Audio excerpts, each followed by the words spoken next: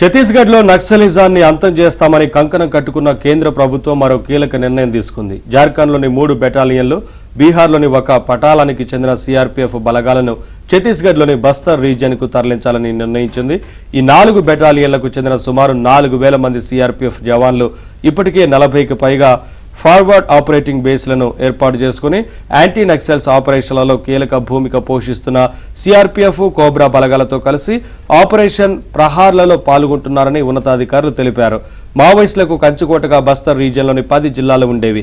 గడిచిన 4 ఏళ్లలో ఆ సంఖ్య 7 జిల్లాలకు పరిమితమైంది. గడిచిన 8 నెలల కాలంలో జరిగిన వేర్వేరు ఎన్కౌంటర్లలో 153 మంది నక్సల్స్ అంతమొందగా మావోయిస్టులకు కంచుకోటగా పేరున్న అబుజ్మాడ్ అడవుల్లోకి కూడా బలగాలు చొచ్చుకు వెళ్లాయి.